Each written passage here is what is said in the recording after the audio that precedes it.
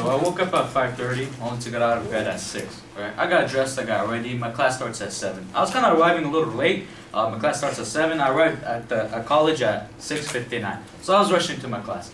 I noticed there was a bunch of students lining up next to the door. I assumed the teacher was late. And you know the 15-minute rule, that if the teacher's not here in 15 minutes, you could leave. After 15 minutes, the teacher's not here. But he probably, something happened to him, so I just waited. But then I see a teacher came to the classroom and put a sign onto the door, says that the class is canceled. Alright, so I signed in my name. I was a bit disappointed, I could have been sleeping. I woke up 5:30 only to arrive to class at 9:30. That class is this class, public speaking. Professor Matt Taylor tells us that we have to do a story in a day of our life. Now, my life is a bit boring, alright? I was sick of stories. As soon as he said that, as soon as I went home, I was sick of stories. I even asked my mom, do you have any stories? Anything interesting that happened to me? I couldn't find any. Anyways, later on I was doing my homework on my desk, right? And then I get a text message from my friend. He was like, hey, you want to hit the gym, maybe hang out later? I was like, cool, bro. There's nothing to do. So I was like, pick me up at 4:30. Picked me up at 4:30, we went to the gym, we got in a good workout, and we went home. But we didn't get inside the house. Instead, we started cruising around the neighborhood, in circular motion, and we picked up a friend who also happens to live there. The three of us are neighbors, okay? And we were blasting music, we were chit-chatting, we were having fun. We go besides this one house, right? And I think they were having a party because there were a lot of people, and the garage was open, right?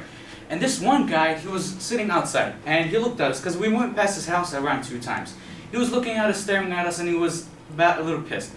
He stands up the third time we were coming. I know we came a lot, but with the third time we were coming past, he was like, hey, yo, get the fuck out my lawn, get the fuck out, I bet you won't. I was like, man, okay, bro, we're out of here.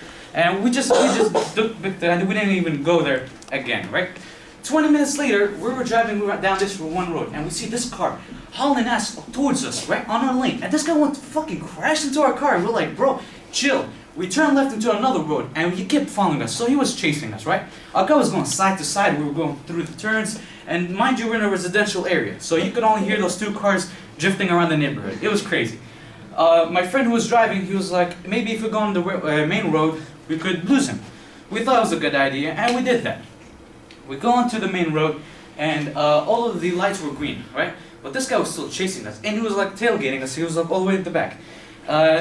Down that road was the traffic signal was red, so we stopped next to it, and we thought to ourselves, maybe we could talk to him, maybe we could like, hey bro, it might be a misunderstanding, we're not about to do a drive-by or anything, bro, just chill. But then he gets out of the car, right? He gets out of the door, he was ready to punch him through the window. We were like, bro, dude, get the hell out of there. I was telling my friend, like, go, go, go, go. We don't want to get fucking shot at, and this guy looked like he did time, right? He was bald, tattoos, those tattoos they have on their eyes, and he was like saggy khakis and everything. This guy was like a cholo, right?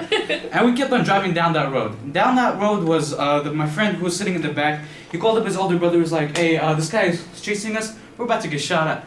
And Nathan, my friend who's driving, he said, we'll just drop you off. Down the road, we dropped him off.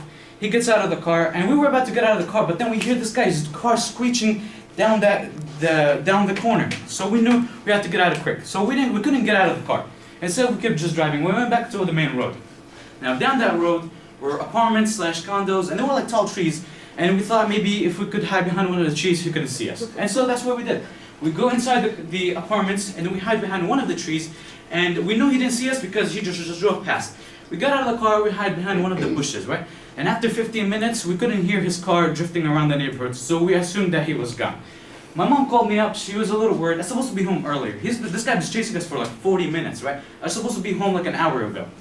And I told her, it's okay, I was just taking a walk with my friend, I'd be home. I didn't tell her what's going on, because I didn't want her to get worried, call the cops, and make a big deal out of it. It was nothing. I told my friend Nathan if we could just go home already, bro. My mom is a little worried. And he did. He dropped me off, and I take a shower, go to bed.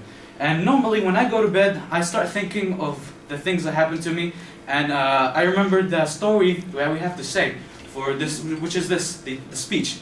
And then later on, I remembered the story that happened to me of the cholo chasing us. So I was like, 1 + 1 = 2, and that's my story.